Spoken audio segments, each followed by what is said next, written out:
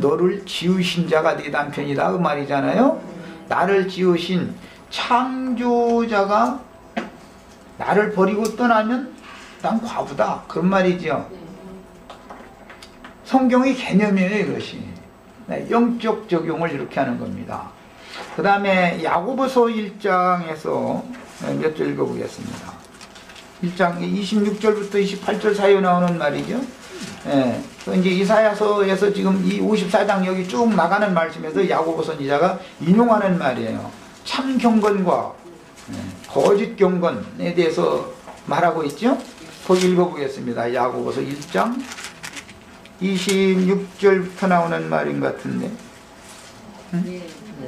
누구든지 스스로 경건하다 생각하며 자기 스스로를 제갈 먹이지 아니하고 자기 마음을 속이면 이 사람의 경건은 헛것이라. 제갈을 먹이지 아니하고 자기 혀에 제갈을 먹인다. 이 제갈이라는 게 뭔지 아세요? 제갈? 차들 갖다 막 씹어 먹으라고 한다는 뜻이에요? 지금은 트랙터만 다니고 다 그러기 때문에 말을 부리지 않아 가지고 제갈 먹이는 게 뭔지 지금 잘 모르는데, 참나무를 한 20cm나 30cm쯤 이렇게 적당하게 딱 잘라 가지고 불에 딱 퍼가지고 단단하게 말려요. 그래가지고 양쪽에다가 고리를 만들어 가지고 아구에다가 딱 끼우고 그 다음에 얼굴 쪽으로 이렇게 말을 어하는 고리를 만들 때 손은 코고리를 껴서 만들지만 말에게는 그거 제갈이라고 그래요. 참나무 단단한 나무를 불에 구워가지고 이렇게 해서 곱비에 연결하는 거예요. 그거 보고 제갈이라고 해요. 말이 가다가 헛하는 거 자꾸 뭐 이게 들여놓고 뭐 뜯어먹으려고 자꾸 뭐 이렇게 하면 불기가 어렵잖아요. 그러니까 말은 입이 길으니까 콧뚜리를 뚫는 게 아니라 제갈을 안에다가 탁 채운단 말이에요. 그리고서는 이쪽 줄 잡아 다니면 너 이쪽으로 고개 돌리려면 이쪽 줄 잡아 다니고 이쪽으로 돌리려면 이쪽 줄 잡아 다니고 이렇게 해서 어거하는 거예요. 주인이. 그거 보고 제갈이라고 그래요. 또 지난번에 내가 한번 이거 얘기했던 것 같은데 생각이 더 안 나시는 것 같아. 자기 혀를 제갈 먹인다는 것은 말을 함부로 하지 못하게 한다 그 말이죠. 혀를 지어주신 주인이 나의 혀를 제어한다 그 말이잖아요. 이제 그것을 비유할 때 말에게 제갈 먹이는 걸로 이렇게 비유를 했어요. 그래서 자기 혀를 제갈 먹이지 아니하고 그 말은 허탄한 자랑의 말을 많이 하는 것을 절제시키는 그런 의미예요. 그 다음에 자기 마음을 속이면 이 사람의 경건은 헛것이라. 하나님 앞에서 정결하고 더러움이 없는 경건은, 이게 참 경건이죠. 고아와 과부를 그 환난 중에 돌아보고 또 자기를 지켜 새 속에 물들지 아니하는 이것이니라. 이것이 참 경건이라고 그랬어요. 서기관들은 거짓으로 경건한 체 하지만 경건의 모양만 낼 뿐이지 경건의 실제가 너무 없는 자들이다 이거예요. 그들은 이 말씀도 그게 이사야서에서 인용한 말인데, 구약의 선지자들은 하나님의 모든 말씀을 일관되게 영의 흐름을 따라서 이해하고 있었다는 것이죠. 그런데 율법 제도에 따라서 왕족 노릇하고 제사장돈 노릇하고 자칭 선지자 노릇하고 하는 자들은 하나님의 말씀을 지식적으로 해박하게 알고 있었으면서도 불구하고 그 말씀의 그 중심, 사상, 말씀하시는 분의 정신, 그분의 영에 대해서는 전혀 이해가 없는 거예요. 인간이 본능대로 그것을 알고 그렇게 가르친 것이죠. 그러다 보니까 하나님을 아는 것이 영생인 건데, 사람들이 그런 자들에게 가르침을 많이 받으면 많이 받을수록 하나님을 아는 데서 점점 더 멀어져 버려. 사람들이 신앙생활을 오래 하면 하나님께로 더 가까이 가야 되는데 더 멀어져 버린 현상이 왔어요. 이런 것을 염두에 두시면서 예수님이 지금 서기관들을 신랄하게 아주 힐난하는 말씀하시는데 제자들 보고 너희는 서기관들처럼 하지 말아라. 서기관들을 삼가라. 이렇게 지금 말씀하시는 중입니다. 그 다음에 오늘 말씀에 보면 그 3절 21장 2절 보면 그 랩돈 이야기가 나왔는데 우리나라 동전은 지금 잘 모르는데 옛날에는 그 무궁화 그려진 이론짜리 이게 많은 게 화폐가 있었는데 아마 지금 있는지 모르겠어요.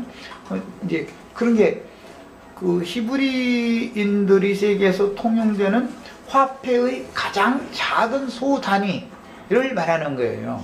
이제 우리나라로 말하자면 1원짜리 2개를 헌금통에 넣었다. 이제 이렇게 이해하면 되겠습니다.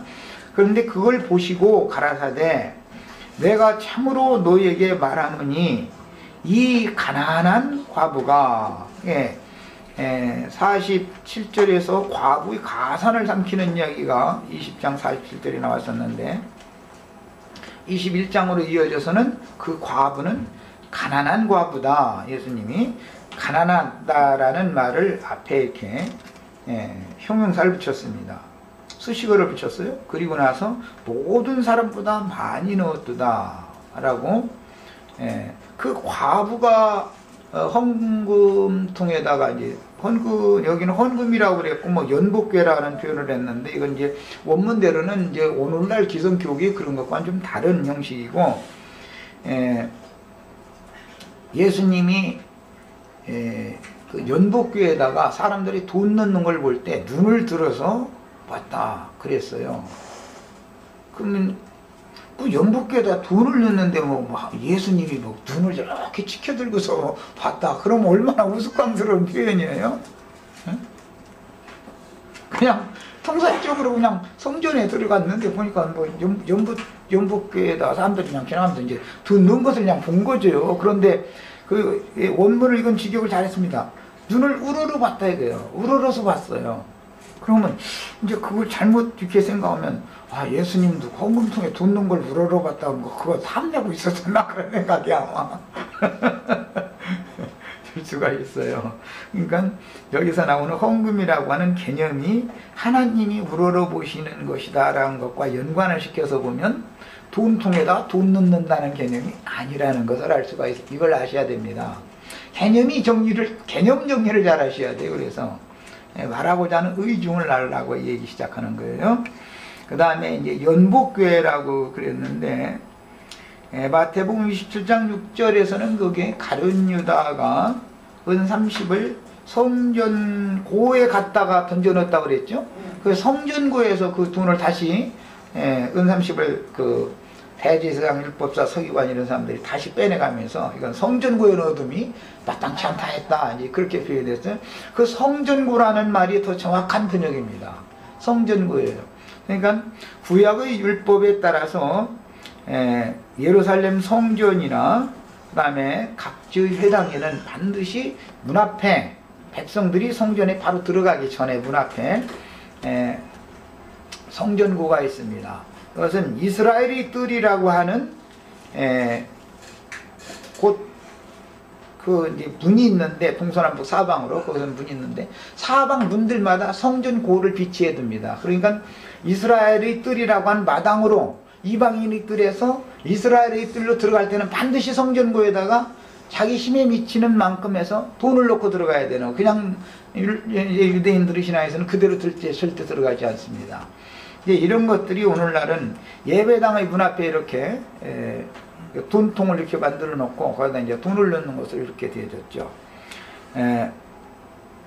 그것은 구약 시대의 그런 율법에 따라서 지금 이제 그런 실행을 했기 때문에 지금 하시는 말씀이고, 요한복음 그 13장에 보면 명절 때 거의 닥쳤을 때 예수님 이제 그 6월절 날 죽으니까 그 예비일 날에 가룟 유다에게 네 할 일을 어서 속히 해라 라고 했다고 그랬어요. 그러니까는 그날이 이제 예비일이니까 명절 때 제자들과 주님이 쓸 것을 뭘까? 그 가룟 유다가 가지고 다니는 그 연복궤에서 돈을 꺼내 가지고 뭘 사와라 라는 말로 지지자들이 이제 잘못 오해를 했다는 말이 나오죠. 누가복음 13장 읽어보셨죠? 그 가룟 유다가 12 지지자들 중에서 요한복음 13장. 요한복음 13장 12 지지자들 중에서 가룟 유다가 그 연복교회를 책임진 사람이었죠. 저 오늘 우리 저 조영재 또 시험 들까 무섭네 또. 그런 개념 아니까 걱정할 것 없어요. 그러니까 유대인들은 고정된 어떤 장소에서 성도들이 모이니까 고정된 장소에 연복교회를 문 앞에다가 비치를 해놨어요. 그러나 예수님은 이 집에도 갔다, 산판으로도 갔다, 들로도 갔다, 무슨 밀밭으로도 갔다. 그러니까 사람이 이동할 때 돈통을 가른에다가 메고 다녀야 되겠죠.